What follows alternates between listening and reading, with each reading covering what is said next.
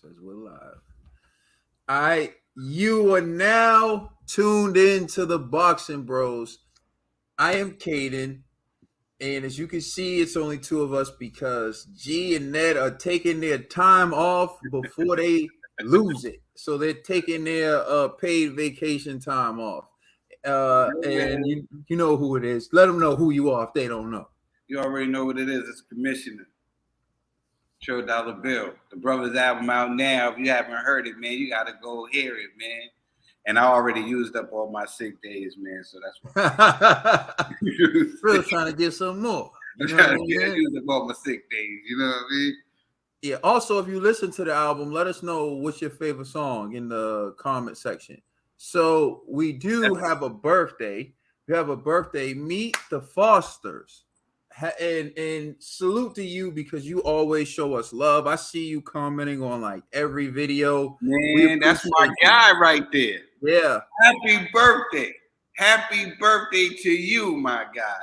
You know what I'm saying? And we had a feeling we had to go live. We had a feeling we had to go live for our brother. Word. Everybody, show him some love, man. Show him some love, man. Happy birthday, my guy. Definitely, man. Much love always. And just as a side, we see you, little Jacob, already coming with the smoke. I've noticed the Boxing Bros are always fashionably late. Watch your mouth, little Jacob. What up, little Jacob? What's the word with you? Japan in the house. What's good, Japan? Man, much love, man. Shout out to Japan, man. Oh, we getting the birthday love in for our guy, Meet the Fosters. For real. Japan. Shout out to Japan, man. Y'all gonna have to show my son some love. All right, here we go. What we said. Had a feeling it was your birthday. Trill is feeling like Nostradamus again. Hey, sometimes you just know. You know. Sometimes you just know. Oh, France in the building. Big up from France. Salute. Big up. Yeah. Mito. I need to visit the south of France on a yacht or something. Yeah, I'm going to be honest with you, right? So I never had to design. What you say, bro? Oh, no, I'm just saluting the homie from Sheffield. Oh, Sheffield in the building. I was saying I never had the desire to travel ever in my life. Like, I've never left the USA. But since we've been doing this show and like I've been interacting with a lot of, you wonderful people from across the world, I'm like, maybe I should travel now. Because before I didn't know what to expect from like people, but now I'm more likely to travel since doing this show. San Diego in here. I see San Diego, California in here. That's what I'm talking about. Much love. We got our homie, James Striggles in the building. I see you.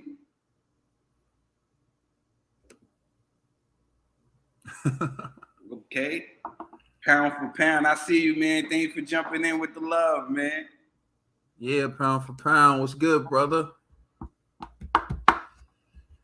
Yep. All right. What we got? We got Trader said out of retirement. Okay. Who's out of retirement? You out of retirement? Like who's out of retirement? Let me see this. Oh, he said Fury's out of retirement. We're gonna talk about that. We're gonna get into that. So we're definitely gonna discuss that.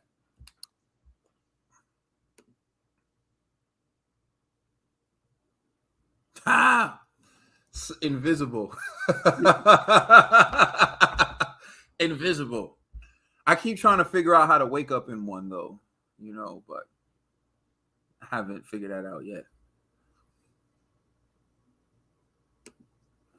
All right, so for those wondering where the rest of the crew is, we explained that Conspiracy and Ned the TVE won't be able to join us today. They're using their vacation days before they run out.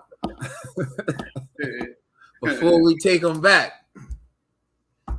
And Trill wanted the day off, but he used all his vacation days already. So, what color is my Bugatti? Blue.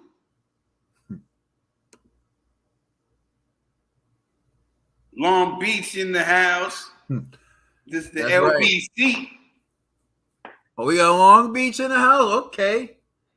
Okay. So my man from Long Beach, you listen to Dom Kennedy because like Dom Kennedy's one of like my favorite low key rappers, and I wonder if like people listen to Dom Kennedy like that in LA.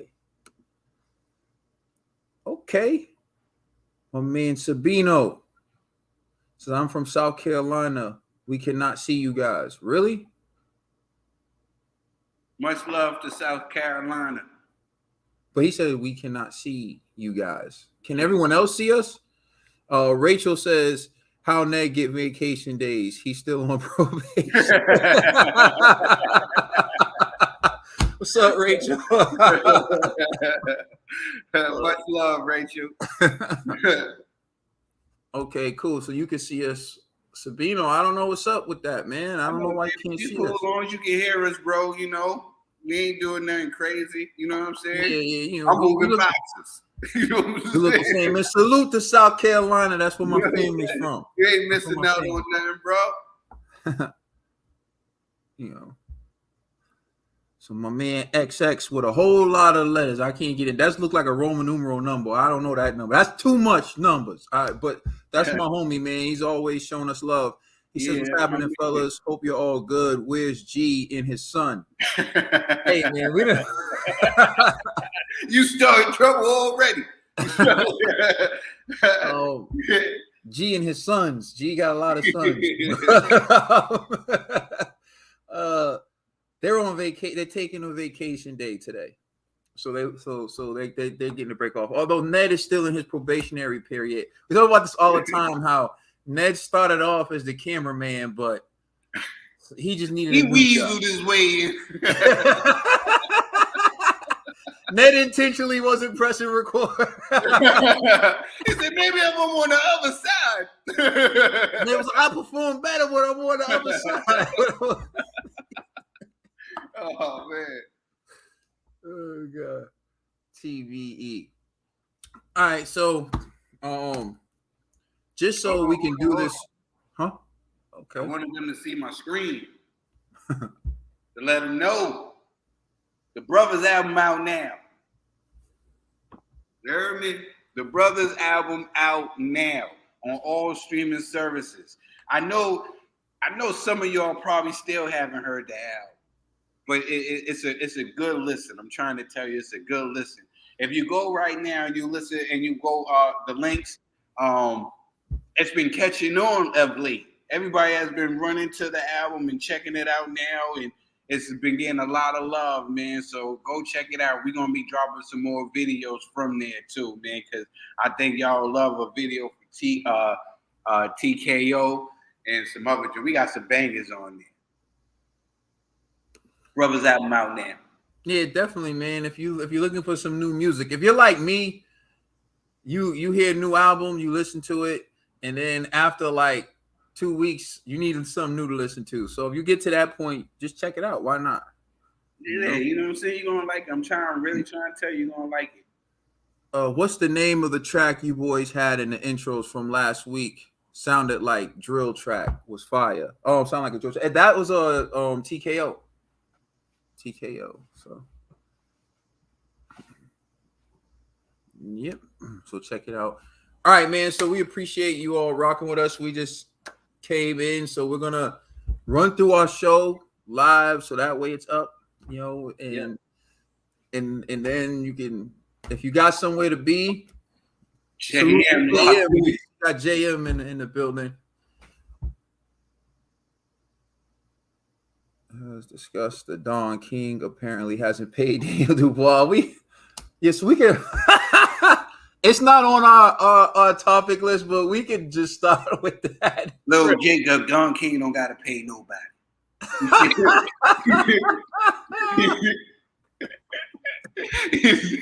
You don't have to. The question is, are you surprised? Did you see the production? They fought in a high school gymnasium. Don King got Nate. What's Nate? I forget his last name.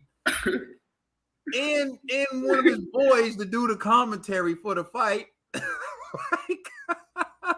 Lab Judah still waiting to get paid from a fight that happened in the 90s. You know what Don said? Don Get said, him on. you can't sue me if I'm dead. So Don said, don't worry. Real. You know what I mean? Listen, I'm not sure what you ain't got. Yo, I seen better productions at a community college. I'm not joking. That's Oh man, that's horrible, man. Ooh, man. Oh, my fans are out already. Salute to you, my brother. Salute to you, my brother. So now what we're gonna do is we're gonna dive into the topics that we originally had set up. And of course, feel free to chime in the comment section. If we see an interesting comment or anything like that, we'll just highlight it and respond to it. The first topic we're going to discuss is our reaction to Virgil Ortiz versus Michael Mckinson. He was able to stop him in a ninth round with a body shot. Trill Dollar Bill, what was your reaction? Were you impressed with that performance? I mean, he did what he was supposed to do. A better competition, man. He need to fight the people that was on the card, on the card. Maybe he can do that because he did what I expected him to do. It's time to try to get him in there with one of these tough guys or something. I wanted to see him in there with somebody else, but maybe he can get in there with one of the guys. But I'm gonna follow the bouncer ball. We're gonna get to that. You know what I'm saying? We're gonna get to that if y'all want to look for a fight for him. But yeah, I just want. I like him. Y'all know I like Virgil Ortiz. I've been praising him for a while now, but y'all gonna end up doing him a disservice if you keep putting him in there with guys that we know he can beat. So, but yeah, man, he did what he was supposed to do. I'm not mad at him. Yeah, so let's talk about this for a second. My man was coming off a layoff, and he gets in the ring, and so they put him in there with the safest fighter they can find, a man with 2 knockouts. Somewhere, Paulie Malignaggi's laughing like, man, that's a disgrace. So they put him in there with the guy with 2 knockouts, and I think because Mckinson only had 2 knockouts, Virgil Ortiz really didn't have any respect for his power. So I feel like he was rushing in the beginning. He was really trying to lay in hard punches. He was loading up.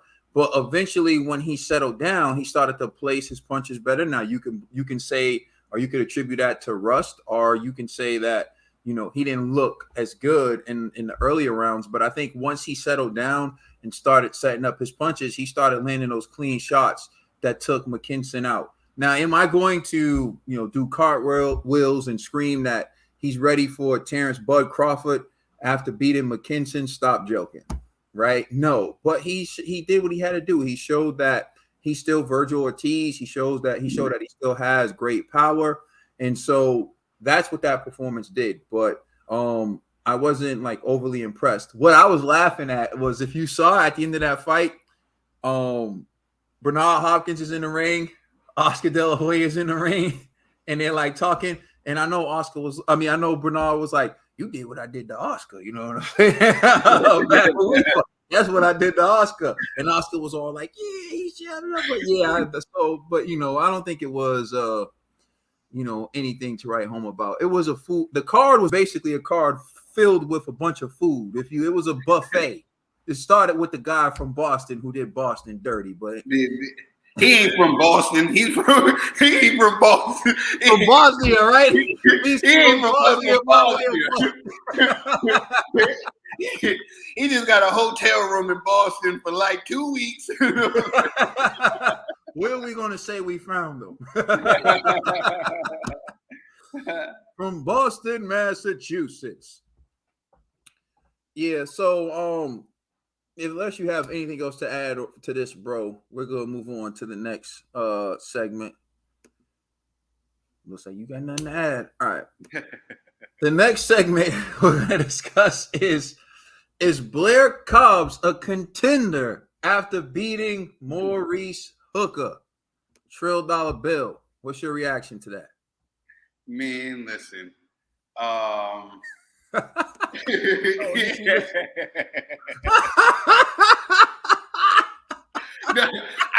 just told you, bro. He ain't from here. listen. Trust me, I never had food that good in Boston. You know what? Yo, he said, does Hooker need to retire?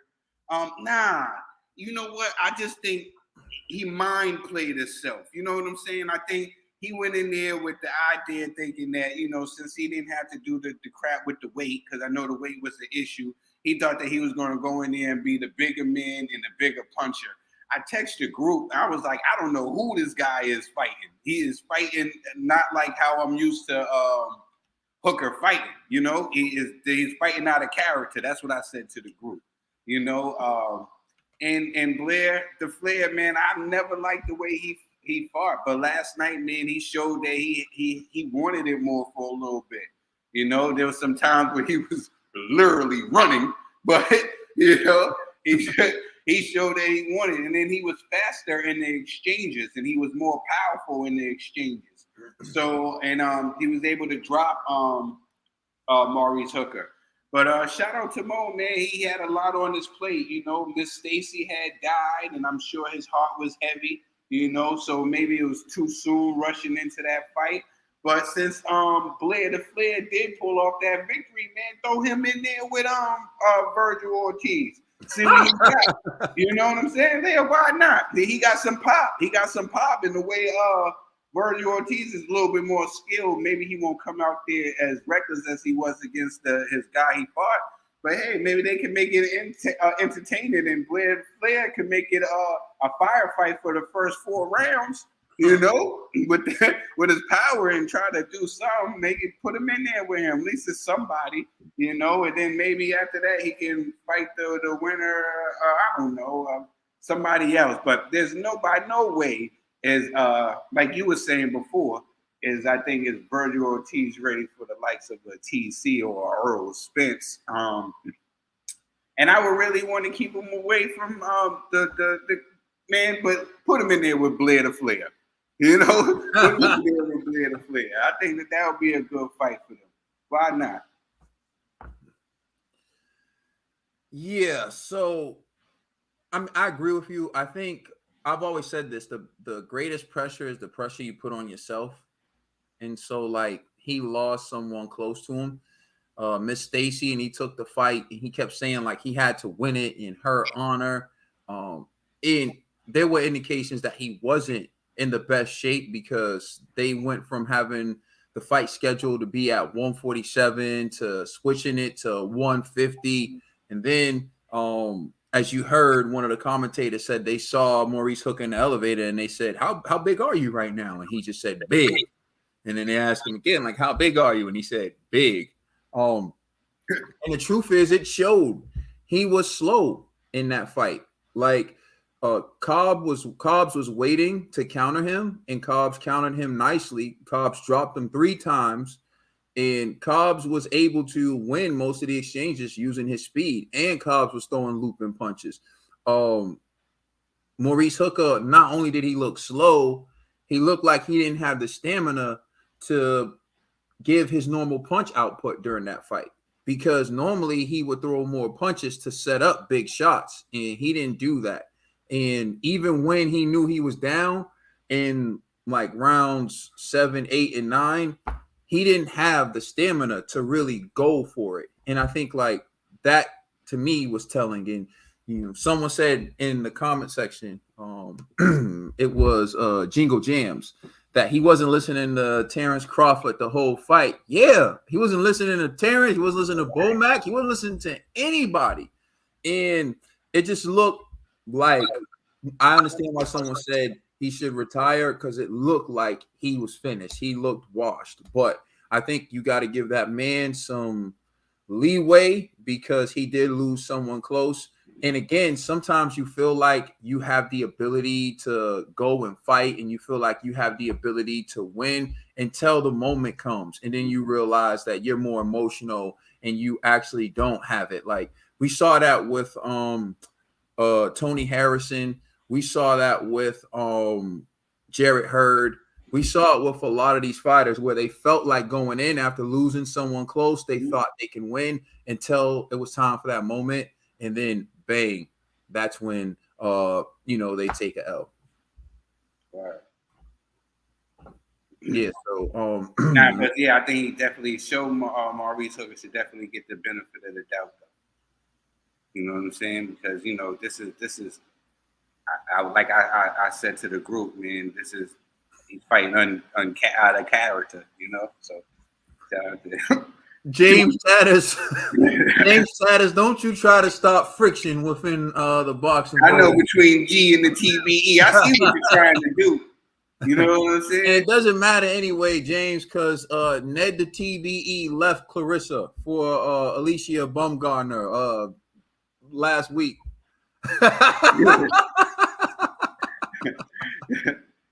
Yeah, good point. We saw that with Anthony Yard as well. Man, I'm moving boxes, man. That's why it's dark. I'm in the go. That's why it's dark, bro. Is that Blair Cobbs? Is that Blair? That's Blair Cobbs' cousin. I'm moving boxes, bro. I told you.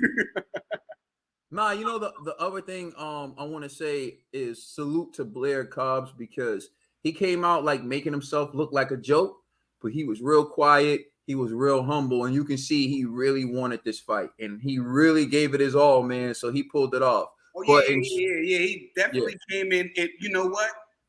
This is what Mike Tyson say. What Mike Tyson say about boxing, bro? He said boxing is the only sport that will humble you. Mm-hmm. And I think that did that to Mr. Blair LaFleur. I think that last loss where he got stopped, I think that really, humbled him. Much love always. You already. I couldn't really see this. If you can send me like the actual source, I heard about it, but I tried to like find it officially and I couldn't. So, and the last thing I want to do is get up here and speak about something that, so I don't know. Is this news to, yeah.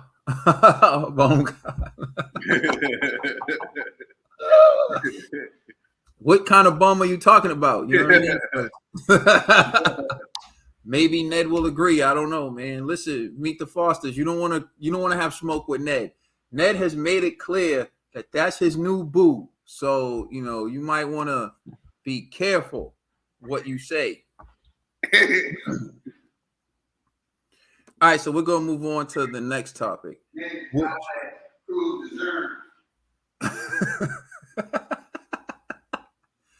If you didn't hear that, he said holla at Franchon and Cruz DeZern. Cruz DeZern is married, though. But, I don't know. Ned should try to get back with Shields after this next fight. I'm ready, bro. Okay. I'm just doing promotion, letting everybody know that the Brothers album is out now. Hey, the Brothers album right there. The links are available in the community section at the beginning of and the end of every video. Hold on a second. Let me just put this up. One foot out the door said, I'm pretty sure they deleted it. I saw it initially and then it's post not available. I didn't see it, unfortunately, man.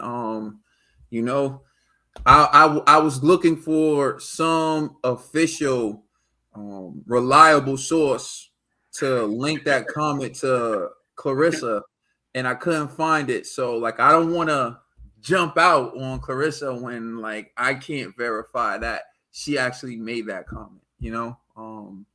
That's just like we say you don't want to falsely accuse someone of being racist. You don't want to falsely attach that comment to Clarissa, unless there's actual, because when you start getting into these types of comments Like there's serious backlash for it, you know. So I wouldn't jump on someone and call someone racist, and I'm not gonna jump on Clarissa for this unless I could actually pinpoint that to Clarissa. Like I saw her say it out her own mouth. Or you know what I mean? I can't do that. You know. How is that a thing though? Like, is that something to make? I don't know. Anybody really feel a certain way about that? I mean, I wish I was a doctor.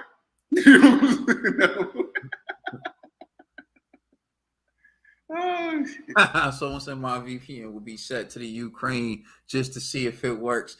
I don't know how they're gonna monitor this, but yeah, let's dive into it real quick.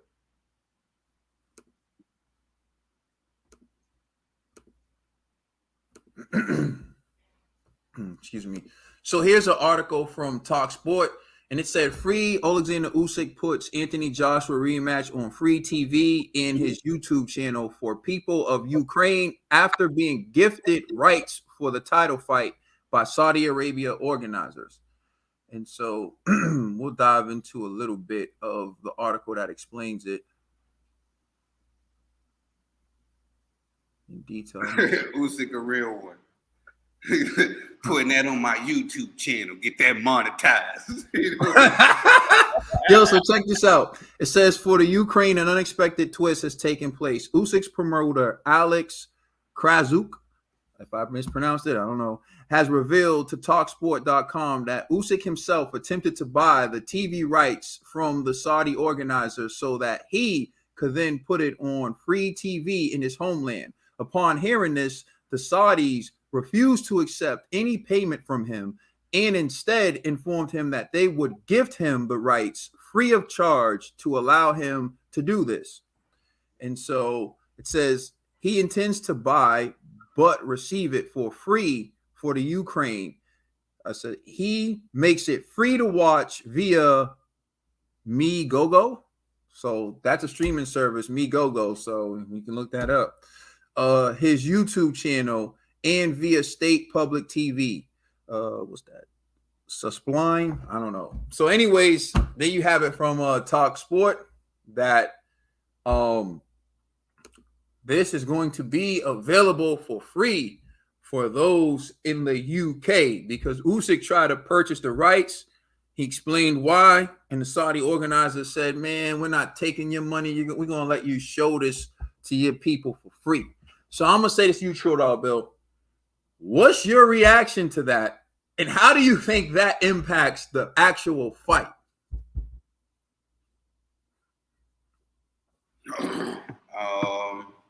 Well,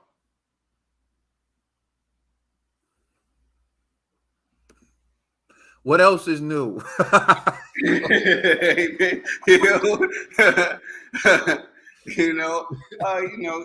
Hey, yeah. What the homie was saying down there in that comment section, we got to highlight like that about the zone. Yeah. Nah, Saudi Arabia, they standing on 10 toes down. Because now the reason why I say that is because of the United Nations and during their general assembly, you know what I'm saying? They showed that they was in full support of Ukraine. So the Saudis always stand 10 toes in their love and support for Ukraine, so they already picked their side, So this is not surprising at all on that aspect. I just wondering how's it going to look on the back end with the money, But other than that, shout out to Saudi Arabia. They know how big this is. And so shout out to them for, understanding this moment and the morale that is needed for that country.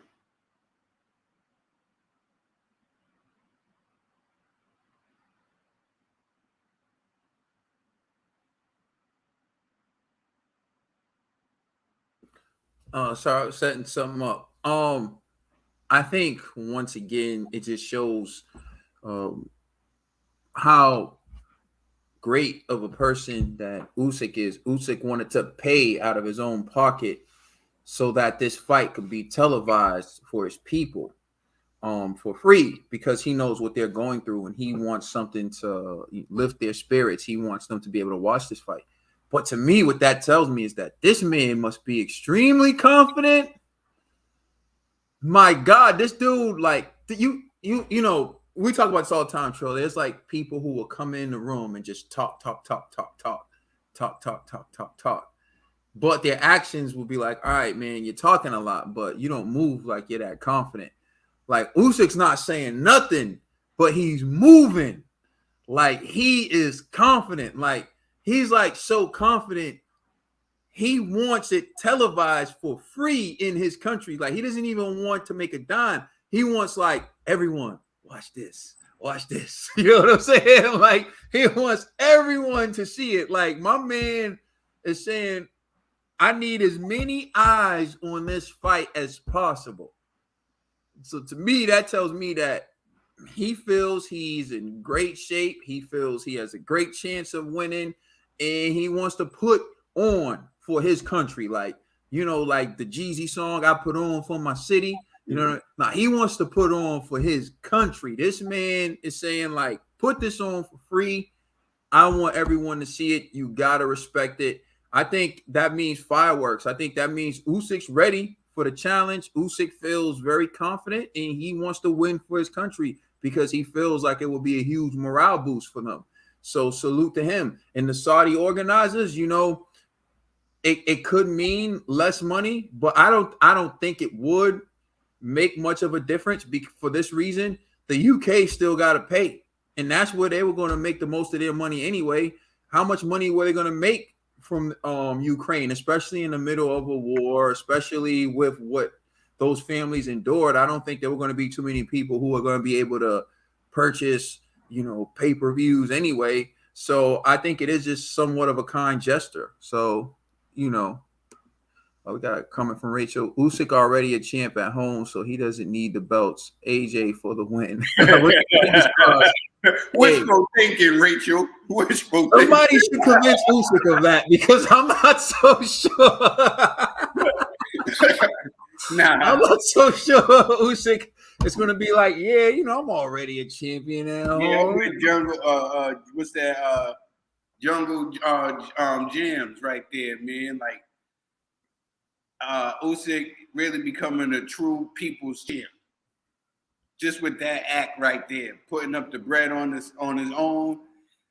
And if he wins, like I said this before, it's going to be real movie worthy. You know, people don't like this, but it's getting to the point where, you know, I don't even like acknowledging people, because sometimes people just want to be ignorant and rude just because, you know.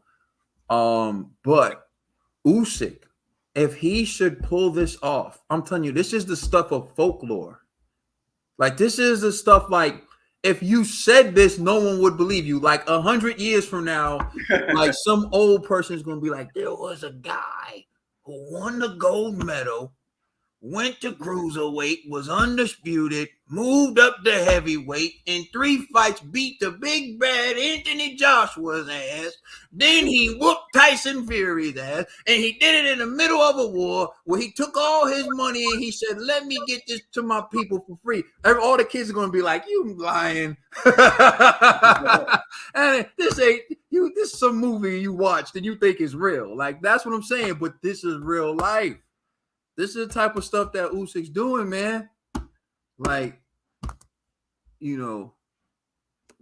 All right, so Sir Fam Dan said, if AJ pulls it off, it will be bigger. Man, I gotta disagree, man. The reason why, because you gotta understand, you got this people are dying. This is a war. Hey, watch it now. You bordering. Sorry, True, you bordering. Don't nobody sound like Uncle Ruckus. No, go ahead. Now. I said the reason why it's bigger. I mean, of course, you know, people have been doubted. AJ's being doubted, but Usyk was really counted out. he was way too small. I'm talking about the first, like people never gave him a shot to win the first one. Now you got to throw on the fact of the matter that, and people are still not giving him. They say Ingrid's AJ is mad now, and he gonna stop him now, and now he got distractions and stuff like this. That's the only reason why I say that this is bigger for Usyk, with the distractions coming with home, and you still got to deal with AJ. You know, it's crazy. You know, it's Usyk got a lot to deal with. I don't want to take anything away from Joshua if he should win this, because I do think it would be big. But it'll be big. It'll be big. Bigger, I don't know if we could go there. I think AJ's doing a lot. It'll be big because it'll be the 3-time world champion, the heavyweight champion. That's big, but bigger with everything that Usyk got going on. You know what I'm saying? And what Usyk has done in the ring as well, coming from cruiserweight to come and snatch all these belts. And to deal with the stuff that he's dealing with outside the ring, No, that's definitely a lot. But AJ's dealing with a lot too. Like, for example, you just look at AJ is the one who collected all those belts. Then he had to take these mandatories. And even when he lost his belts the first time through bad matchmaking, right? He had to do a rematch and get the belts again. Then he thought he was going to get undisputed. Then that didn't happen. Then he fought Usyk and he lost. So now he has to get his belt back. But here's where a lot of pressure comes in on AJ. We just saw the Zone's deal for Anthony Joshua. And we know the Zone's financial state, and we know everything that's happening with the Zone. Anthony Joshua is single-handedly, well, I was going to say single-handedly, he has the future of the Zone on his back going into that fight. But not just the future of the Zone, his future as well. When you look at the fact that he has shares and things going in, so there's that. He's tasked with saving the Zone boxing. In addition to that, he has to get his belts back that he fought so hard to win. And if he loses this fight, those belts are now gone. They're gone, and he has no claim to them. And it's like, well, you did all that hard work, so Usyk can just move up and wait and take it away. So, I mean, there is a lot of impressive things that come with an Anthony Joshua victory, but to say it's bigger, I don't necessarily know. If I could say, I think it's big for both men. Yes, this is a huge turning point fight for both gentlemen. But those people in Ukraine need this morale. Those people in the Zone, I guess after what 80 did, they deserve that morale too. Morale boost in the offices in the Zone. I'm just saying, bro. Listen, you talk about this, right? You talk about Ukraine. Listen. There's some people who've invested in the Zone. If AJ loses, they might go the Great Depression. If you know what I'm talking about, they may handle things the way things got settled during the Great Depression. There's a lot riding on this fight. So I get it. There's a lot riding on this fight for both gentlemen, and it's going to be a fantastic fight. I think both fighters know what a victory means for their basis, and I think they're really going after it, man. And you got two gentlemen who I feel like deserve it. Regardless of what happens on August 20th, we know that we're going to see a great person, solidify himself in the history of boxing. All right. Is there anything else to add to that? I see some of y'all in the comment section, with your comments, but we all right, we're gonna move on to the next one. I think Trill's gonna like this next one. The next one, Joseph Parker versus Joe Joyce, is set to go on September 24th. But before we respond to this, we are going to take a look at a scene from the press conference that some of you may have seen already. And if you haven't, you should see it. So we're going to show it now. All right. All right, let's take a look. All right. Do you think you can hurt him? I won't hurt him. I won't hurt Joe. You Little Joe Tickle. What's that, Little Joe Tickle? Are you suggesting his power is Joe Tickle. ticklish? Little Joe's gonna tickle me. Yeah, ooh. On September 24th. Slap you and punch you and everything else. Oh, right. Ooh, you're hard. Look, clearly they're both hard. I want to put this Not to me. you. That way. No. Do you think you can hurt him? I won't hurt him. Joe Joyce had to hit him with that pause real quick when he said they're both. Joe was like, "Come on, player."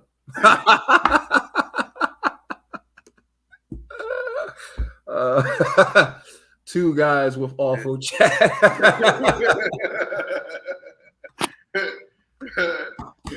All right, I will turn it over to you, Trill Dollar Bill. You've been saying you want to see Joe Joyce step it up. Now he got Joseph Parker. And I said, hey, throw it in there, go and hop in there with Joseph Parker, the battle of the light skins. You know what I'm saying? You know what I'm saying? They look like cousins. It look like two cousins getting in the backyard at the barbecue. You know what I'm saying? You gotta settle it.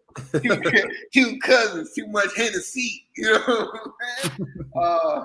Yeah, man. I think this is gonna be a good fight, man. We put up a little pre-prediction on the Instagram in the story, and Joseph Parker got no love. Joseph Parker got no love. Everybody is going with the turtle. Everybody is saying everybody is saying that they're going full Joe Joyce mode. You know what I'm saying? Nobody has showed Joseph Parker any love. And I'm like, why are they doing Joseph Parker like this, man? You know? Nobody's showing Parker no love.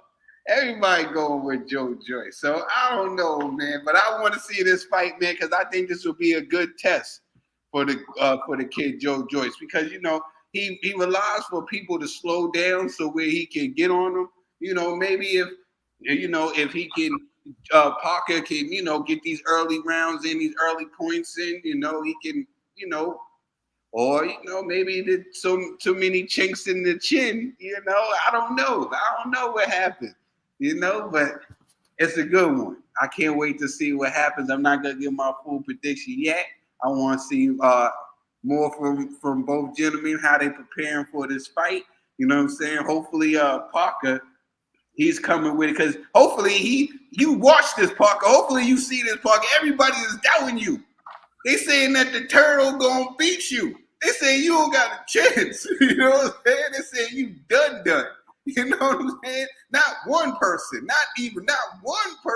picked you to win. You know what I'm saying? In our poll, and that's crazy. So hopefully this fuse you. You know what I'm saying? They out here thinking you soft. They see you in a pair of sketches. You know what I'm saying? So you got to come out here, you know, and put your Mac down, player.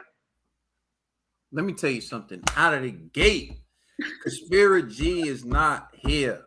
But I have to. Conspiracy G's been saying for the longest time that Joseph Parker has lost his killer instinct. He's been adamant about that. We've seen Joseph Parker in close fight with Junior Fall. But if he had killer instinct, he would have did him like Lucas Brown. Lucas took care of Junior Fall. Easy money. Lucas wasn't playing no games with him. Lucas said, Junior, you were Junior. You were Junior for a reason, because when you meet Senior, you get smacked. Lucas took him out of there. What did Joseph Parker do? Give Junior confidence. Okay? Lucas had to put him in his place. Look at when Joseph Parker was fighting Derek Ward Chisora. He could have dominated him, but what did he do? Make it a close fight. They had to have a rematch, and then finally something made Joseph Parker mad. Maybe his spot got raided or something. Joseph got mad and actually put a hurting on Derek Chisora so he could definitively get the victory and shut up all the Derek Chisora fans. And now you put him in front of Joe Joyce. Do you know who Joe Joyce is? He's the ambassador of guillotine style. That is it. Joe Joyce needs to change his nickname from the Juggernaut to guillotine style. Joseph Guillotine Joyce. That's what we want. He's the ambassador of guillotine style. When the time is right, Joe Joyce is going to take Joseph Parker's head clean off.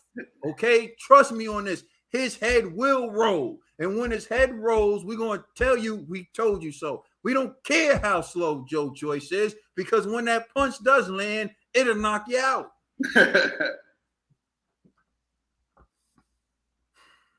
All right. Hold on a second. What is it? G's not here, so I'll say it for him. I like Joseph Parker. I like Joseph Parker. I like Joseph Parker. There's only one reservation I got. Okay, with G. He's the heavyweight jinx. Joseph Parker might get a stoppage. We rooting for the same guy. That's the only problem. He walk into something. You mess around, Joseph, knock him out. Just walk into something. Oh God. I'm telling you, if that happens, it's all G, yo.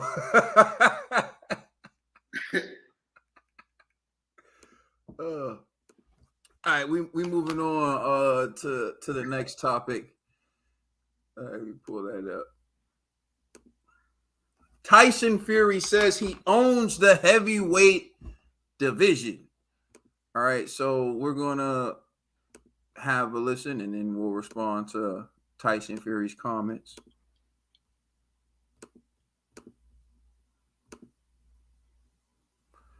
All right, so this is what Tyson Fury had to say. Fucking best. I'm the fucking best. I'm the best there ever was. Best there ever was. Boss. I'm the fucking boss. Heavyweights. I own those motherfuckers. I'm the fucking Y'all better leave my mans alone. All right, True Dollar, what was your reaction to that?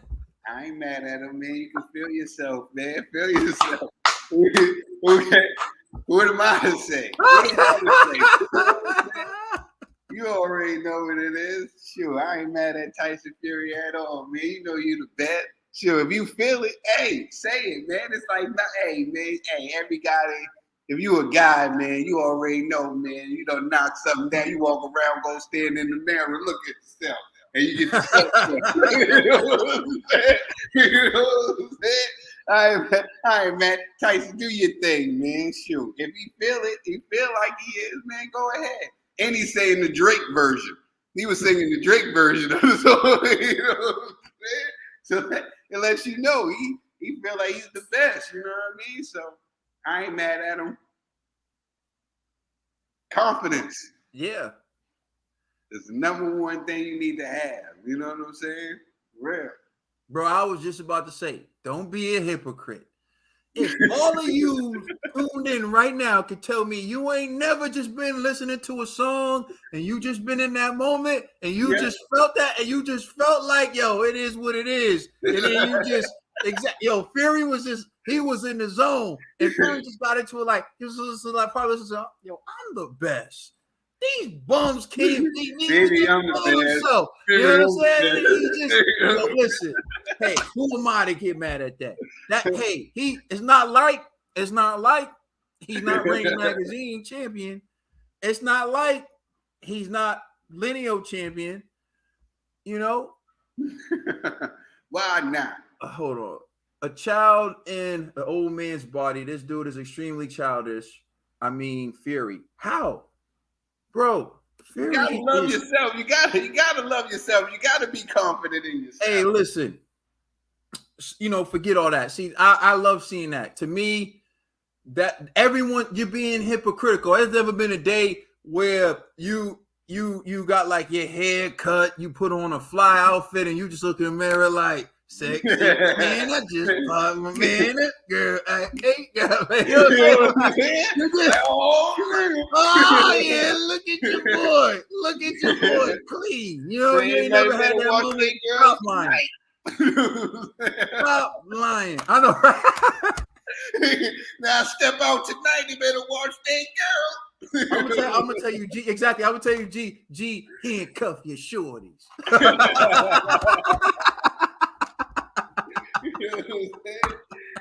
You ain't never had that moment. Stop playing. Stop playing. My man he was in the gym. I ain't never felt like you was the man. Never had that moment where you felt like the man. Probably, you know how this true. He probably hit a personal best. He probably hit a personal best on one of his workouts and was just geeked. Like, yo, I'm that dude. You know what I'm saying? Like, so I'm not mad at it, bro. You gotta find me something else to get upset about. Hold on. He says, but jokes aside, I do believe he's the best. However, until he beats the winner of the next bout, it's hard to call it fact. Though I think he beats either of them. You know, I'm with you. All right, hold on. Rachel jumps in. 3 wins over a fighter with 1 skill, and the third best uppercut landed on Dillian White makes Fury the third best. How we get to the third best? How we get it to the third best though? He said it's not better than Povetkin's. That's what Rachel's saying. Povetkin's is number 1 without a doubt. Because the reason why Povetkin's is number 1 because he was getting his ass whooped. That's why. Like that punch really saved him. So are you saying that Oscar Rivas' uppercut was better? Agree, Rachel. Whose uppercut was better? Oh, AJ's? Nah, I'm giving Fury number 2. That Fury uppercut was beautiful. I'm gonna give Fury number 2 on him. Although he did it after everyone else did it, so he had the blueprint in the bag. Yeah, but wrapping up with Fury, if you never had a moment like Tyson Fury just posted, then you need to get one. Because that should be a normal in your life where you start singing about yourself because you did something that you're proud of. That should be something you have in your life. And if you don't, you need to get it. All right. Oh, yeah. This next one's going to be good. This next one is going to be good. You had a lot to say about this originally, Trill, when we first discussed it. So yeah, I'm just loading it up right now. I'm letting it load up. I think this is good because this is like one of the first times like we really disagree with each other. You know what I'm saying? So, I know, right? People been waiting for it. Here it is. Although they've been waiting. They've been waiting for so long. And they ain't even call it out on the last 2 videos that we did. You know what I'm saying? Nobody called it out. You know what I'm saying? That's what happens because nobody calls it out until when it happens. Then, but Hasim Rahman weighs in at 200.6 pounds and releases sparring footage with Jake. So remember, there was he agreed to weigh in at 200 pounds originally, and then he wouldn't rehydrate to over 215. But then Jake Paul released a video saying that he gave him an option to weigh in at 205 pounds on the day before the fight, and Hasim Rahman denied it and refused and said he couldn't make the weight. So what Hasim Rahman did was, on the day that would have actually been the weigh-in, he weighed himself and he weighed in at 200.6 pounds, which was 1.6 pounds over the 205 pounds that Jake Paul said he would have agreed to.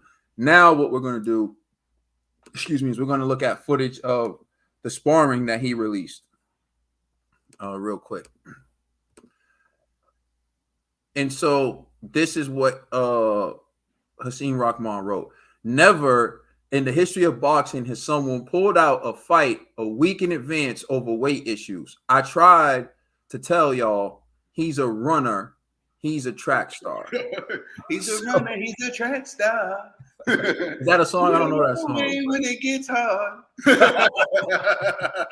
All right, let's take a look at the spar footage.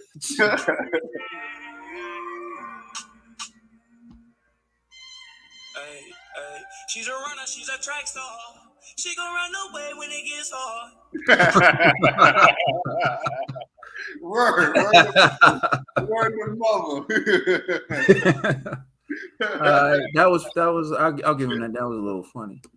All right, Trill, what's your reaction to all this? Shout out to Dirk, yo. But yeah, man.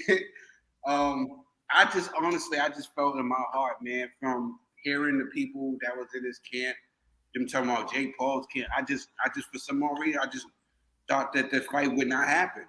I thought that Jakey boy would cut himself in sparring, or he would try to find a way to get out the fight. That's how I always felt, and the fight's not happening, and he's calling out KSI. You know what I'm saying? Like, this is what he does. I think that, this is what happened. And I'm not mad at him because this is boxing, and he's not the only one who's ever doing it. You know what I'm saying? Because at first I was going to go in on Jake Paul. I was like, oh, man, you did this. But no, you're not the first boxer who's ever did this. This actually has been done by champions since the beginning of time. You know what I'm saying? You thought that this guy was going to come in at be a certain way, wouldn't be able to fight, wouldn't be able to make the weight, or if he did, he would be a shell of himself or whatever. You thought you would have the advantage. You see that it wasn't rolling in that way. He was really putting in work. Y'all both got people that work on the same camps, which is weird to me. Like, y'all got he got family that works in Jake Paul's camp. And Jake Paul got peoples that work in his camp that work in Hassan. So they're going back and forth. And I don't know what's going on. So they must tell him, like, he's really want this fight that's going on. I really believe that Hassan Rahman Jr. was really going to put the paws on him. And they don't want that. They're here to sell tickets and bring new people to the sport. And they couldn't even sell the tickets that they were supposed to sell for this event. A lot of things didn't happen the way it was supposed to happen. I'm finding out more and more as this is going on about the tickets and about everything else. So, man, listen, look, weight was never an issue with Jake Paul, the weight bully. It was never an issue when he was knocking out the Nate Robinsons and all these other guys. Weight was never an issue when he was bigger than these guys and all this other stuff. I just honestly think that he thought he was going to get a gimme, and it just didn't seem to be gearing up to be that. You know what I'm saying? And man, it is what it is, man. Jake Paul I'm not mad at Jake because, like I said, Jake has brought a lot of eyes to the sport, and he's here to put on events. He's not here to lose. You know what I'm saying? It'll hurt everything. If Jake loses, y'all got to understand, if Jake loses, this hurts a lot of people. You know what I'm saying? Jake's not in here to lose. He's in here to put on events and showcases. So I'm not mad at him at all. You know what I'm saying? I'm not mad at him at all. If you recall, Trill, originally my issue with the whole thing was, I'd say 51% to Hassan, 49% to Jake Paul, because I felt like they both shared most of the blame for one creating such a astronomical feat as Hassan Rahman called it. Someone who weighed 229 pounds, you wanted them to lose basically 30 pounds in 3 weeks. That's practically impossible unless you are starving yourself, making yourself weak. So that means you have to be putting in a lot of physical activity and denying your body nourishment, denying your body, actual nutrients it needs to strengthen itself. And so it was going to be a bad look from the beginning.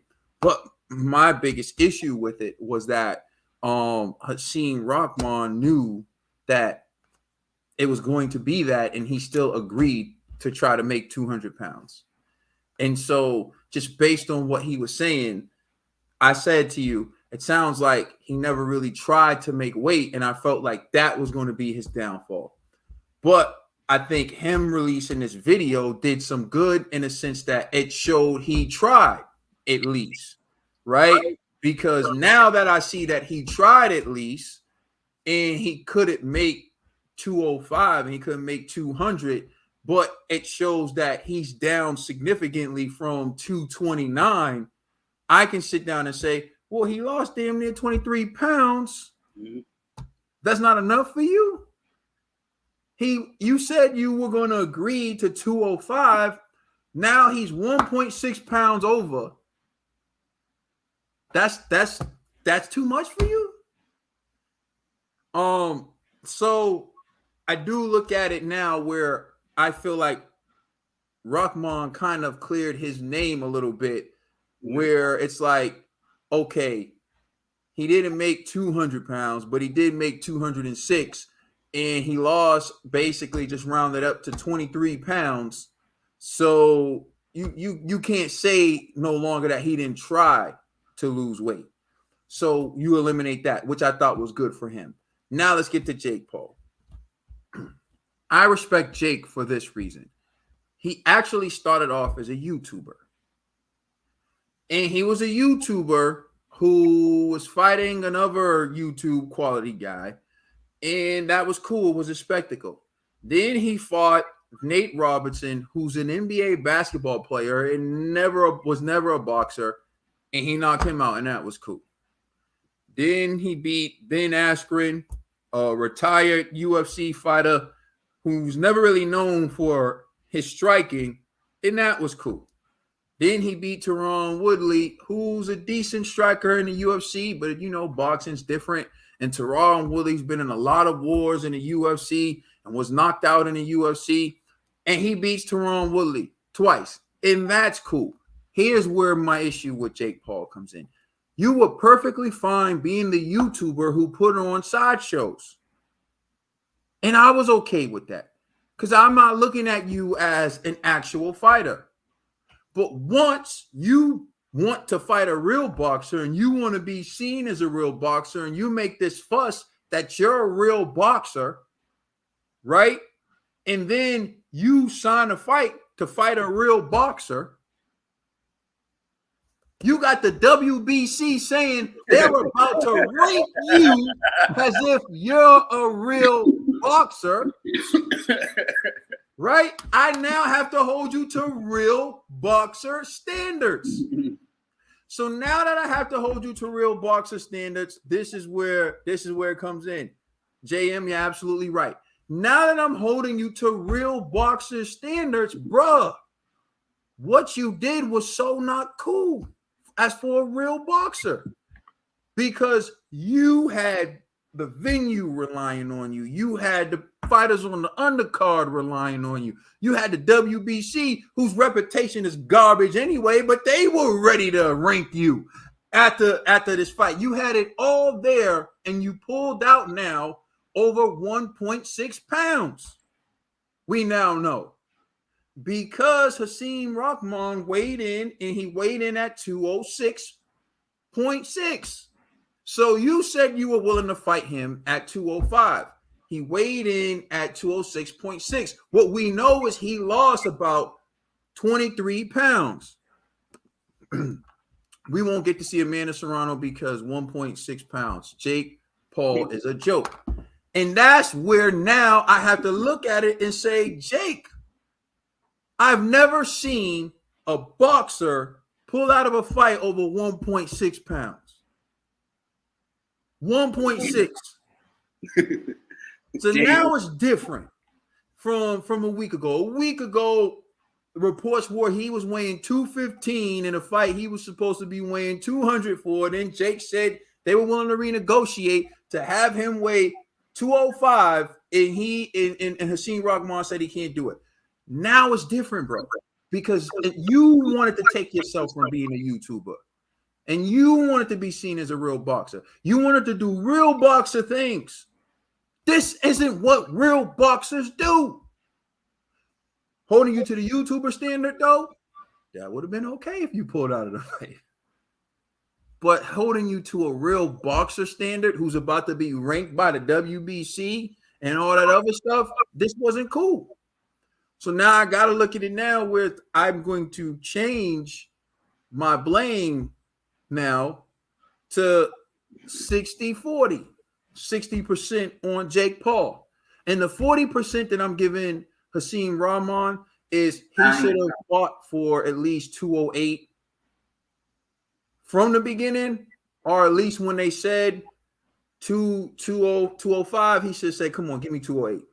Give me 208. I'll come in 208 or under. He should have fought for that, But really, it's on Jake, man, because you want to be a real boxer. Real boxers don't do this. Every real boxer would have been thinking about all the other people on the undercard and everything else, and you weren't. You were just thinking about bossing up. So. Yeah, coach of WBC wanted them to give him the ranking because we be crooks. They looking into the money. The money. Let's get them ranked. You know what I'm saying? So we try to get him in there with a money fight with Canelo. The WBC. WBC, I know your tricks. Sorry, Canelo, but he's the mandatory. WBC makes Jake Paul mandatory. The WBC mandatory for Canelo, Jake Paul. Hey, you right on the money with that, bro. I can see that. Due to his fame and his rise in the I'll tell you, man, WBC gotta be the shady. WBC and WBA, two shady organizations, bro. Oh they my God. Money for real. We be cashing in. WBC, we be cashing in. Sometimes we can see you, right? I know. I know. And we need to tell him, like, they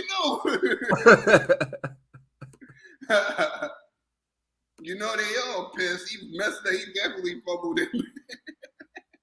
Man.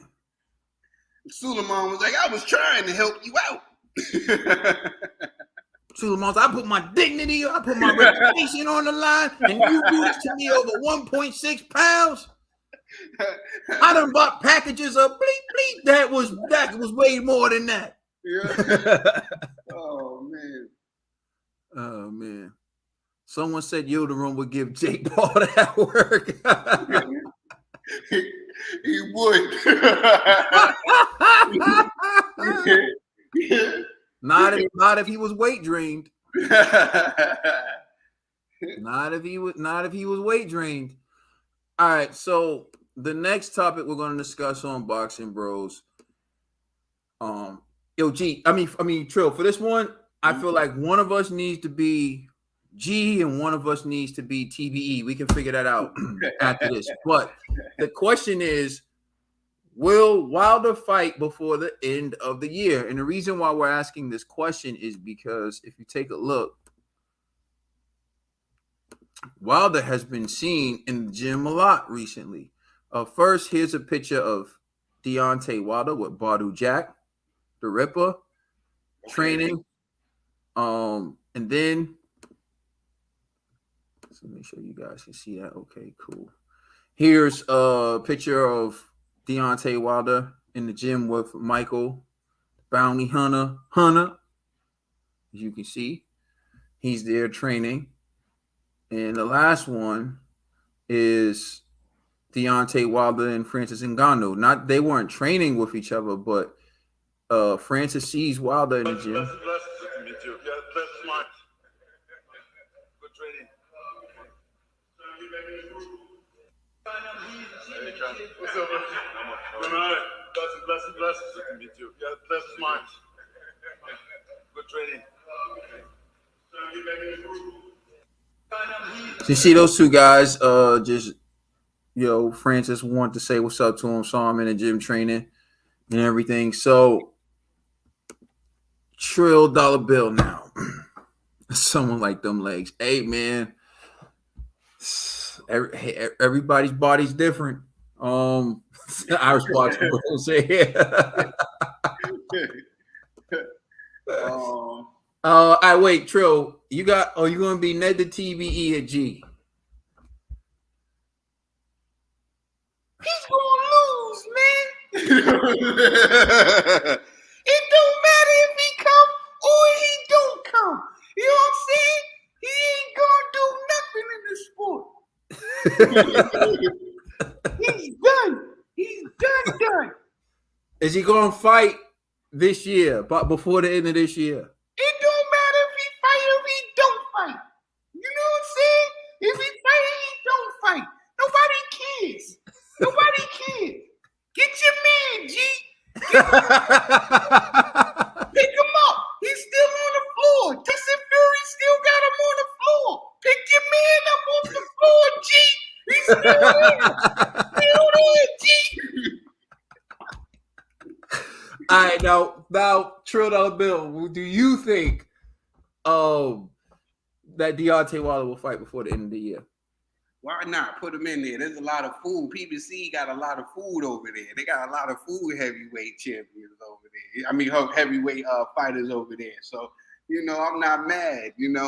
I'm not mad at him getting in there with one of these,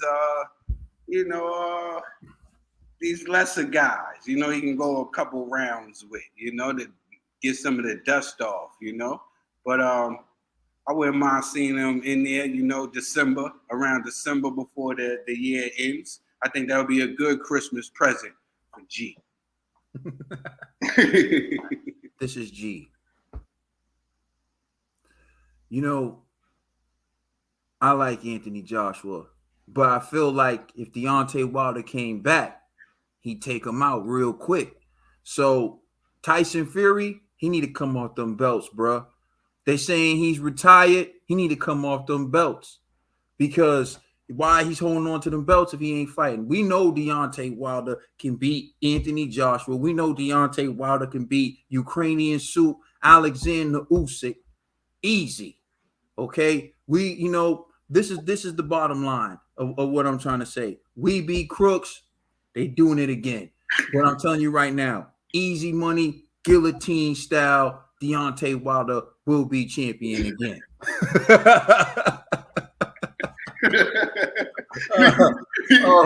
He ain't feel like I'll explode on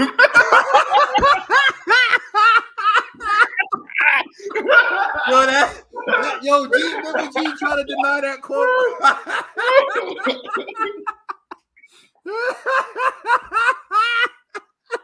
Oh.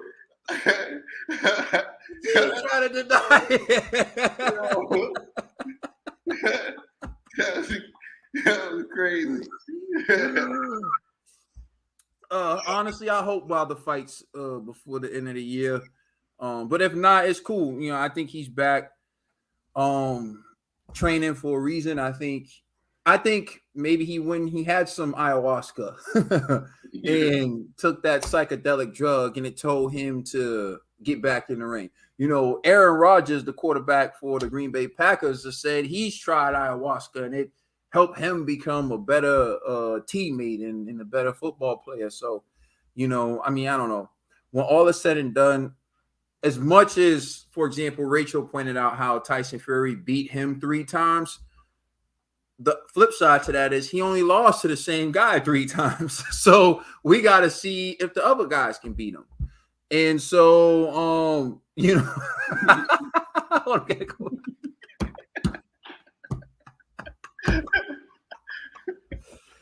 Whatever, Jacob. Jacob hating. Jacob, you know mine's spot on.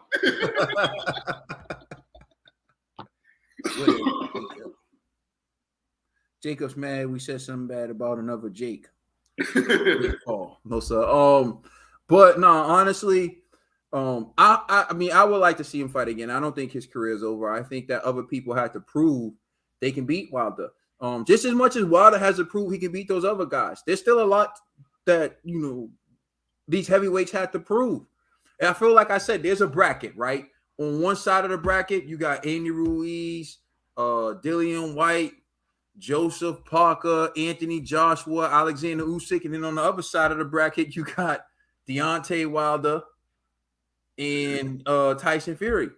And we need, you can put Dillian White on that side of the bracket too, I guess. But, but yeah, when all is said and done, right, we can't really say who's the best until they start to fight each other. But now, I've never really heard, I want to be pregnant. Did he really say that, yo? I believe it was a quote that he said, but I don't, in all fairness to Wilder, I don't think he said it in the way that it's being portrayed. I think what way did you say it? I think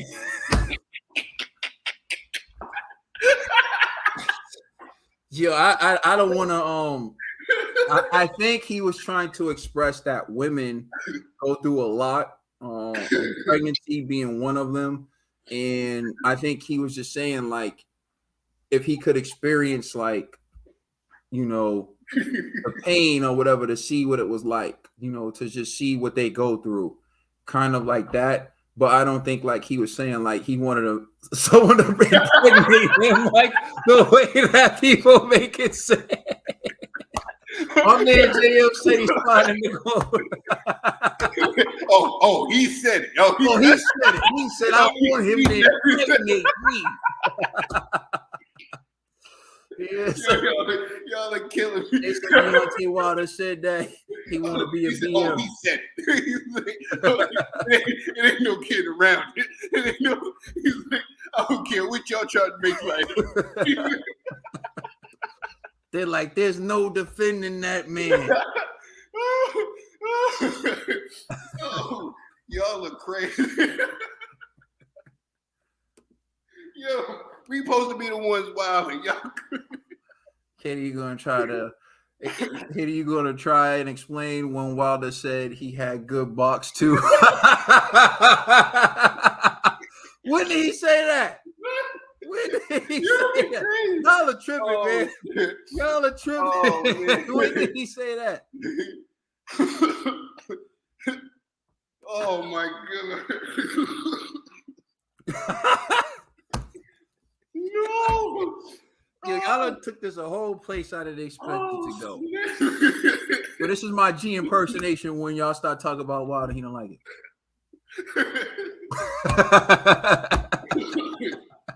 What's up, Comac? How'd I do on that one, Jacob?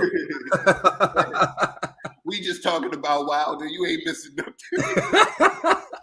We're not even talking about Wilder. The people in the comment section, they're talking about Wilder.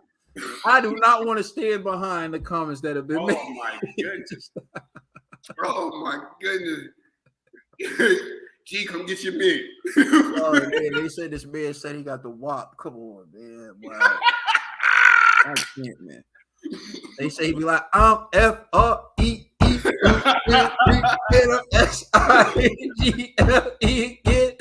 Oh man.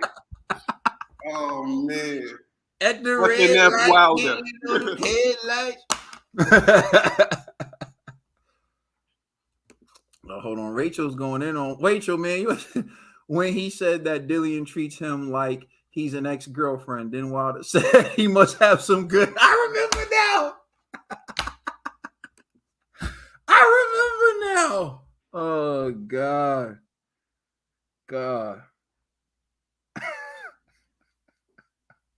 He meant like boxing. He must have some good boxing.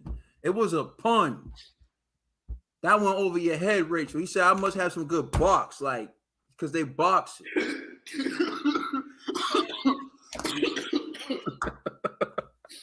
Come on now. He said what he said. Wilder said what he said.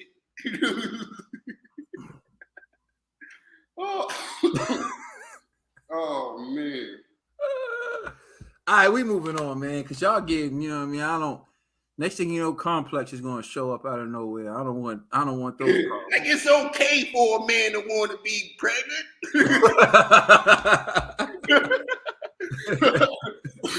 Oh wow, yo, James. Oh shit. Wow. Oh man. Wow. I see what it is. Oh, man.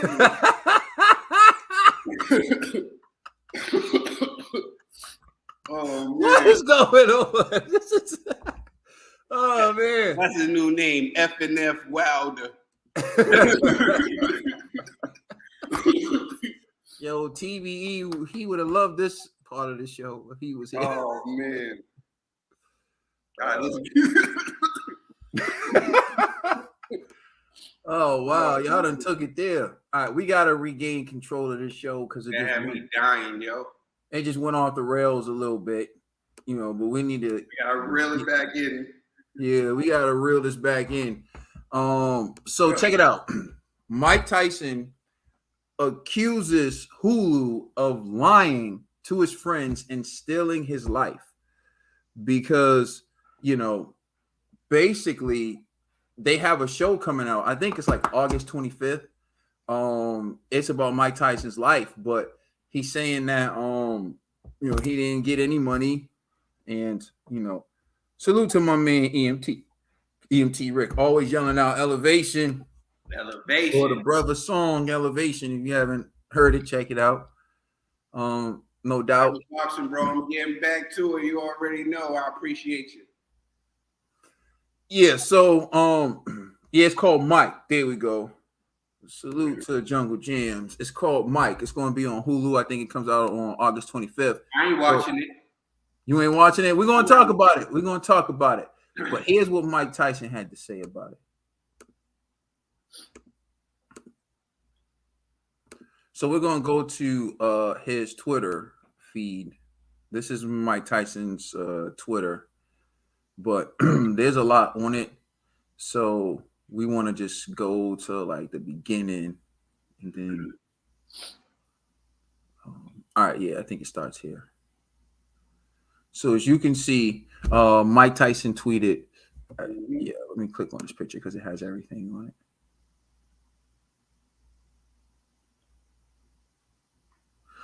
And this is what he tweeted. It's like a 2-part tweet. He said, Hulu tried to desperately pay my brother Dana White millions without offering me $1 to promote their slave master takeover about my life.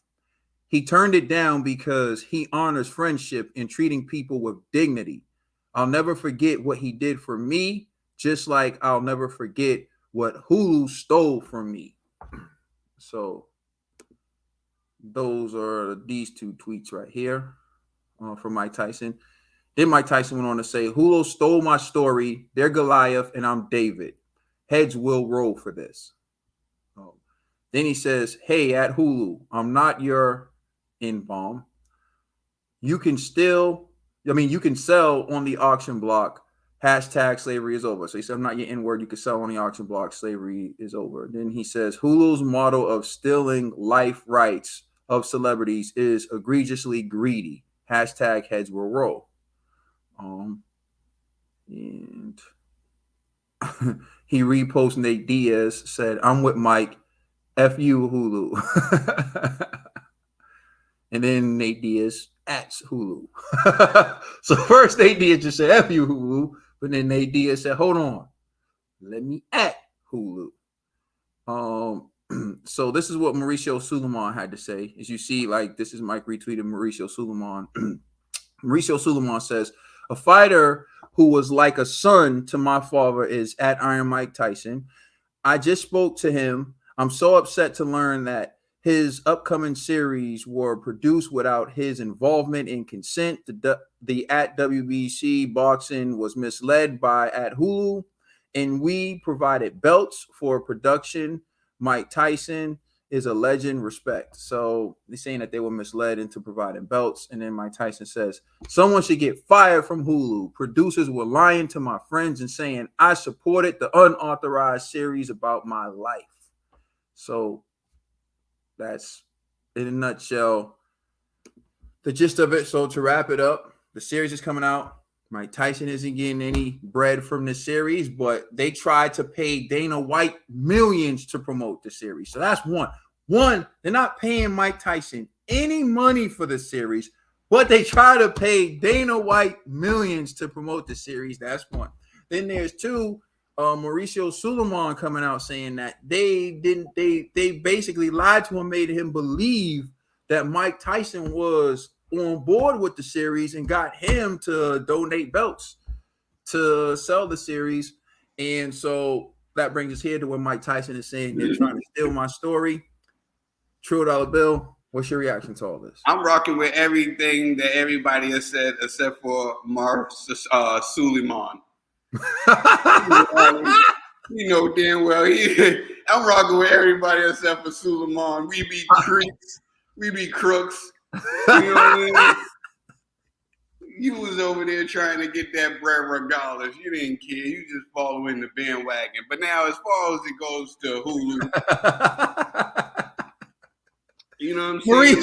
Maurice cast a check. What? outrage. You can't Outrage. Give us our money back, then we'll take it out. It's all But too as late. far as where Hulu goes, man, I'm not watching that on Hulu. F Hulu. They have a habit of doing this crap. I get it, man.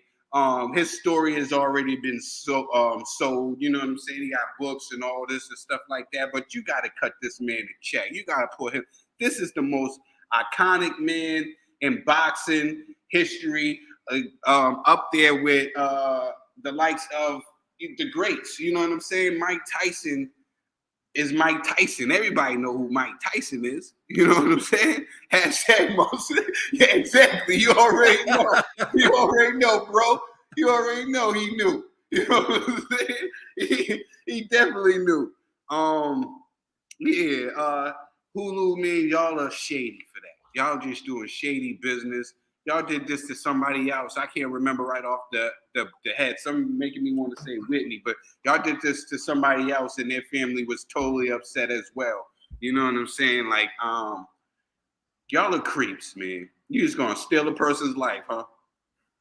Just gonna steal his life. He's still alive. He's still alive. You just gonna take his life. You just gonna take his life.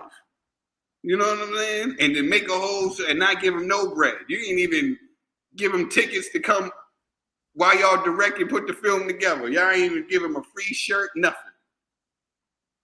This is crazy. And this is what they'll do to you. This is what the industry will do to you. You know what I'm saying? This is what the industry will do to you. And they'll just use you. And people don't care. They really don't care. They want to hear, they want to see the juicy talk. If you really love the sport of boxing, you really love the fighters, and you really like Mike Tyson, man, don't support to this. Exactly. I'm with you, Lil. At least give him a bag. You know what I'm saying? At least give him no, I'm not a bagger, but a bag, you know what I'm saying? At least a honey bun. You know what I'm saying? 22 pounds. That's what they could have gave him. Yeah, exactly. You know, they could have gave him a honey bun, man. That's 22 pounds, all the hundreds. You know what I'm saying? 22 pounds of all the hundreds. You know what I'm saying? They could have thrown him that. They couldn't even throw him that. It's just disgusting, man. It's just disgusting, man. So, man, I'm not rocking with Hulu. You know what I'm saying? Forget Hulu. The only reason why I was rocking with y'all is because I wanted to see the old episodes of Snowfall anyway. You know what I'm saying? So I ain't rocking with Hulu, man. I think that was whack of y'all, man. But hey, this is what y'all do. So, all right, I'm gonna quote my old guidance counselor real quick. Let's not throw the baby out with the bathwater.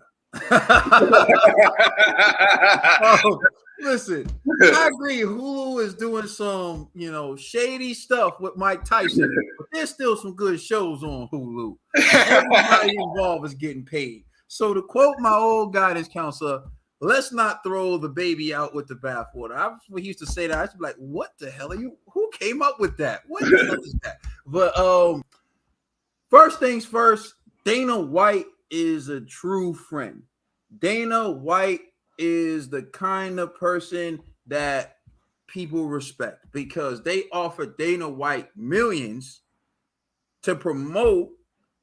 And Mauricio, take note, somehow Dana knew that Mike Tyson wasn't involved, didn't get to have any creative control, wasn't being paid any money. And Dana White said, this is shady AF. This seems shady. They didn't even have a talk. They didn't even have a talk prior. Yeah. Dana a real one. He get a lot of slack, but Dana a real one. Dana was like, and what does Mike think about all this? And they were like, what? Well, hold on, let me call Mike. He's like, you don't need to call him. You don't need to call him. Yeah. You don't need to call Mike. You know, Mike, everything they always okay with Mike. And Dana said, take your $1 million and shove it up your anus because guess what? Mike Tyson is my friend and I'm not going to screw him over. Mauricio, on the other hand, Mauricio, we're going to give you a few million for these belts. Okay. Y'all talk to Mike? No. He didn't even mention Mike. who say? They said, no, we ain't talking to Mike. Who cares? They gave Mauricio the check. Mauricio was looking. It looks good. You on your own, Mike. But nah, Dana White was the only real friend, which shows you like what type of person Dana is, because Dana could have easily just, Mike Tyson was never a UFC fighter. Mike Tyson isn't someone who's, he's not a UFC guy, but Dana said, hell no, dog, I don't want no parts of it. Now let's get to Hulu. Like, seriously, yo. Why would you offer Dana White millions to promote instead of just paying it to Iron Mike Tyson? To promote. If you paid Mike Tyson the millions, probably he would be on board with your story and willing to promote it. And people would show him love on the strength that is Mike Tyson. Dana White would have promoted his show on the strength that that's Mike Tyson, his friend. Yeah, my only guess is that they thought everybody was as shady as they are. Yeah, that with Dana White. But when it comes to Mike Tyson, my only guess is if he saw what they intend to say about him or how they intend to portray him, he may not be on board with it. Mm-hmm. So perhaps they're just like trying to, just sneak it out there. So some people are asking some questions like, will there be a copywriting issue? Can they do this legally? And the question is, I don't know. When you're dealing with entertainment law and you're dealing with copyright law and you're dealing with patent laws, there's always, did they change this enough to make it their own, right? So like, I'll give you an example. If you sample a song and you just leave the sample, the way the song that you're sampling sounds, people are going to be like, yo, dog, you basically stole the song, right? But what if you alter the voice? What if you switch the voice and do all types of things to it to the point where it doesn't even sound like the original anymore? And no one can really tell. So some people may say that's okay, right? So just like when we do our videos on YouTube and we show certain things, there have been times when people will claim our entire video, but it's like our entire video isn't about this 9-second clip. It's about what we say about the 9-second clip, So in a nutshell, it's going to be different. Like, for example, the name of the show is called Mike, right? Are they trying to just say this is a show about a random guy named Mike? And how much of this story are they changing? You ever notice when you see some movies and things of that nature says based on actual events, are inspired by actual events, but they change so much of the story that they almost create a new story. So when Mike Tyson says still in my life, is this going to be one of those things where it's just enough about his life?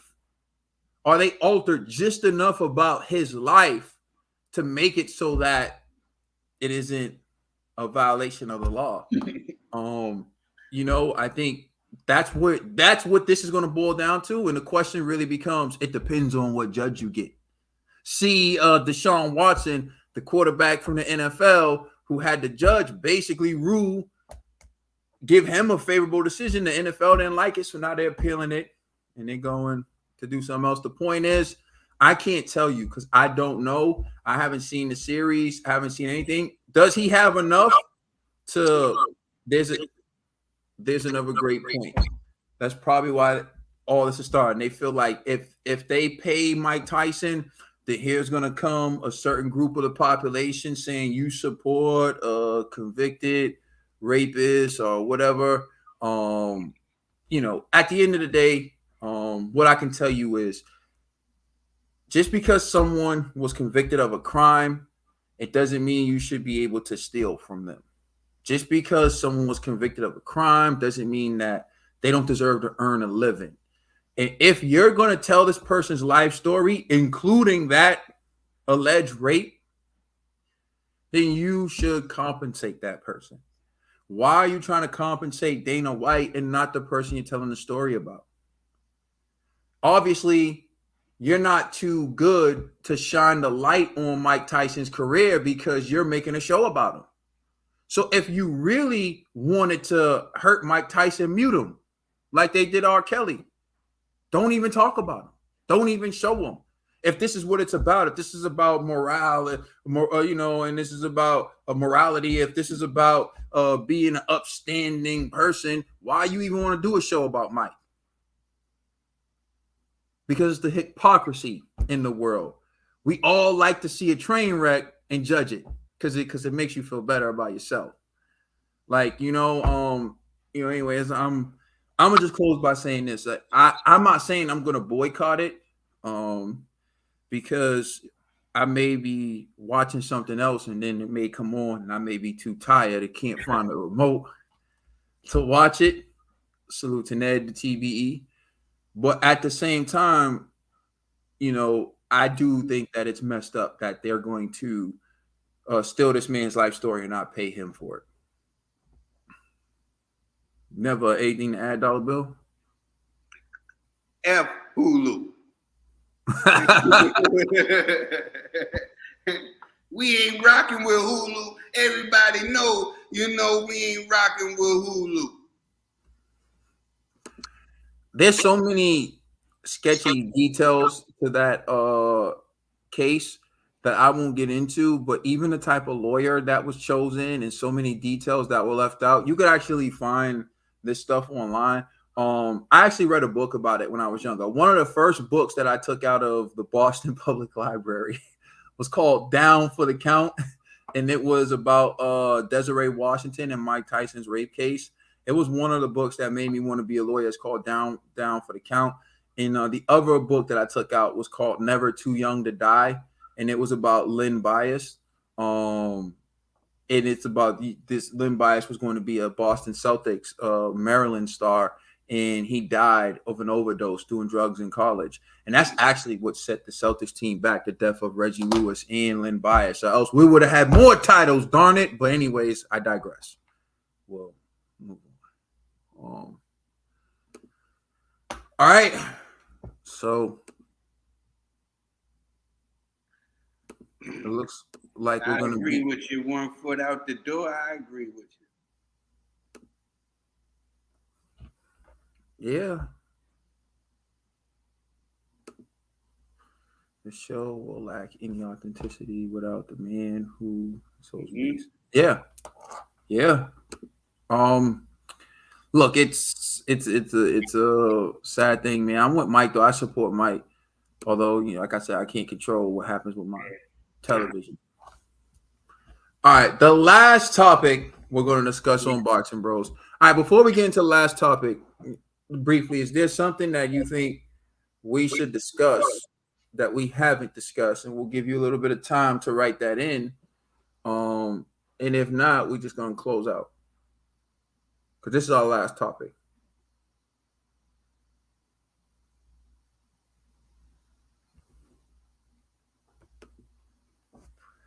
There's no Hulu in Japan, so I only really rock with Prime Video. Wow, I didn't know there wasn't Hulu in Japan. Well, I'm rocking with Japan then, because y'all ain't getting that trash. Throw that away. They gonna do iron. They put some money into it too, because if you see like I seen a little promo for it. I was excited. I was excited when I first seen the promo. Then I see Mike saying this a no-go. I said, I gotta roll with Mike. You know what I mean? Salute Irish Boxing Bros. Have a good time going back to work. Like always, man. Much love.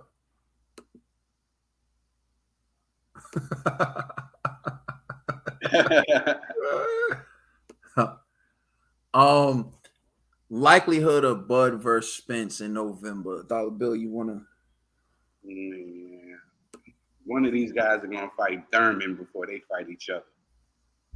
They gonna. I'm sorry, man. I'm sorry. I don't see it. I don't see it this year. I see both these guys fighting some guy in the middle and then getting it on the beginning of next year, maybe February. Valentine's Day Massacre. Honestly, like I've gotten to the point where talking about this fight, to me just causes more, like, people fight over this fantasy fight more, like, because it doesn't matter what you say, there's going to be a group of people who are so frustrated. And I mean, personally, I feel like my opinions have sent people to the psych ward over this over this topic. So I don't even try to touch it anymore, because to me, it's like I feel like I'm talking about a fantasy fight. I believe that Terrence Bud Crawford is a very, very skilled, intelligent fighter. You can see it last night when he was ringside watching Virgil Ortiz. He was giving Maurice Hooker advice. Terrence Crawford is a phenomenal fighter. With that being said, his resume at welterweight doesn't compare to Earl Spence. So if you're talking about this fight happening in November, I think a lot of things had to happen before November, which is Terrence Crawford realizing that if he wants to make money and if he wants to revive his career, he's going to have to take less to fight Earl Spence. And by take less, I mean he's not the A side. And people will say, well, why are you talking about money, the fighters' money, and blah, blah, blah. I'm not talking about their money. I'm talking about a fight I want to see. And you're asking me why we are not seeing this fight, right?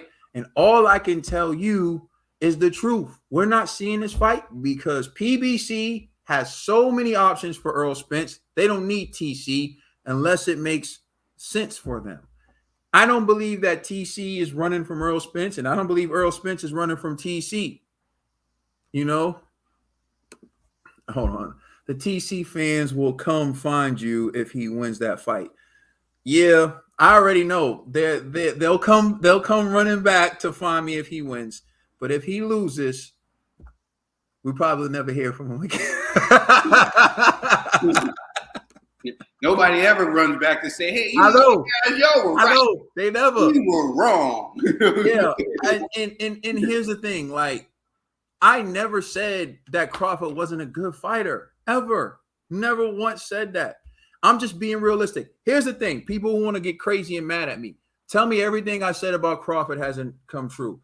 He hasn't fought since Sean Porter. He's not signed to anyone since Sean Porter. He's basically sitting on the shelf doing nothing. He's so out of sight.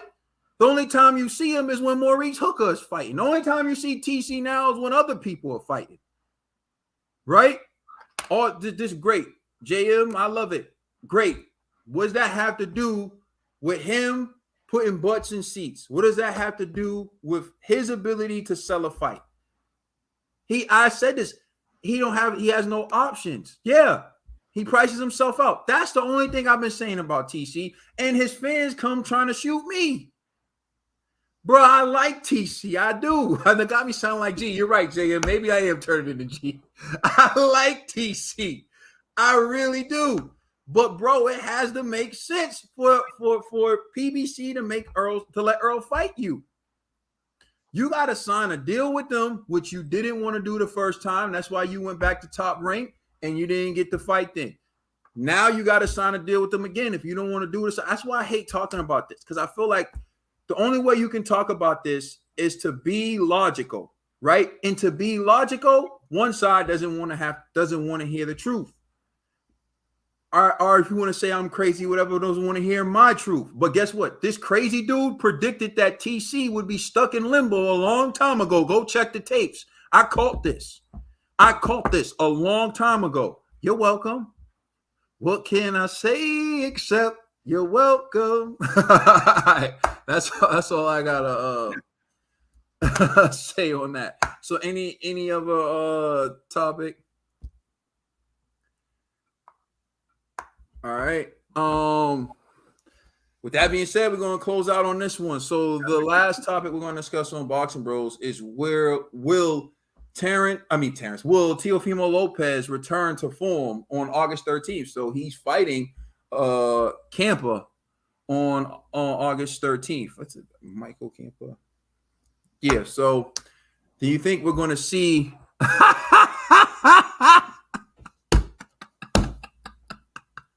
I sung the note so badly, I don't think that they'll know. That's like altering the voice. I know. Hey, you know what? Hey, yo, Hulu, we sorry. Hulu might get put together a Boxing Bros.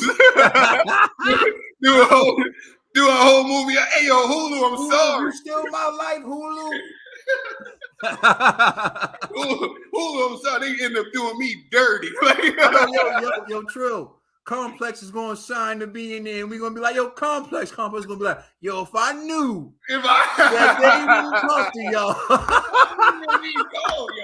I would have took the back. You know what I'm saying? Y'all, Complex is gonna tweet, y'all played me and made me think that the bros was a part of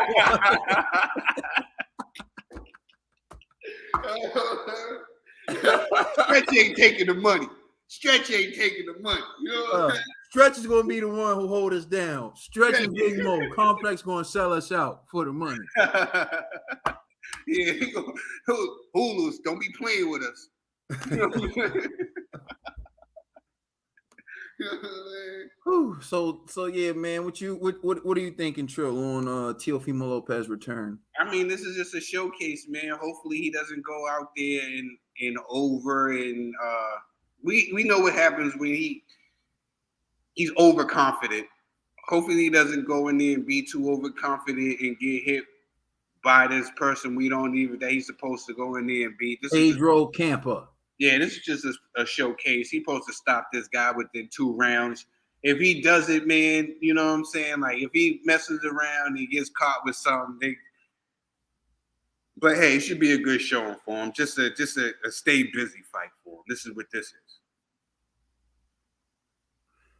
No, I agree with you 100%. This should be a showcase. I don't think that there's much firepower on the other side. However, you start to get too cocky, you start to underestimate your opponent. Anything can happen, Maurice Hooker. I don't want to go at Maurice like that. He's going through some stuff. So he's a 33-1 favorite. That's what Hey, you know what? Hey. Take a flyer if you feel. Hey. I think he's gonna win. I think he's gonna return to form. You know, I think that becoming undisputed at a young age, and you got to look at it like he became undisputed in his 16th fight, his 16th professional fight. This man was undisputed, beat the great Vasily Lomachenko, and then he was going in there with this dude from Australia whose best win was Lee Shelby at the time. So he just thought he was gonna walk through him. But salute to George Kambosos. He showed that, yo, I'm no pushover. And I'm one of the crazy people who actually think that Teofimo Lopez won that fight still, but it is what it is. I'm not arguing no one. It's my scorecard. I think he won.